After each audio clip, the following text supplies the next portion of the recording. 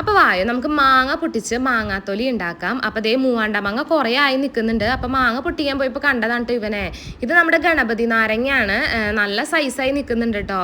പിന്നെ അതുപോലെ തന്നെ കണ്ട ഒന്നാണ് നമ്മുടെ മുട്ടപ്പഴം. ഈ സാധനത്തിന് മുട്ടപ്പഴം എന്നാണ് ഞങ്ങളുടെ പറയുക, എഗ് ഫ്രൂട്ട്.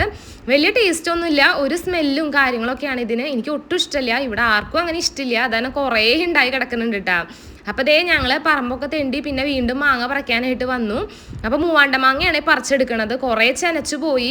അപ്പോൾ ചെനയ്ക്കാത്ത മൂപ്പ് കുറഞ്ഞ മാങ്ങ നോക്കിയിട്ട് പൊട്ടിച്ചെടുക്കുകയാണ്. അപ്പോൾ മാങ്ങ പൊട്ടിക്കാൻ പോയപ്പോൾ ഒരു പഴുത്ത മാങ്ങ കിട്ടിയിട്ടോ. അപ്പോൾ ഞാൻ വിചാരിച്ചത് അത് ഉപ്പും മുളകൊക്കെ ഇട്ടിട്ട് തിന്നാന്ന്. പഴുത്ത മാങ്ങ ഉപ്പും മുളകൊക്കെ ഇട്ട് തിന്നിട്ടുണ്ടോ, നല്ല ടേസ്റ്റാണ്.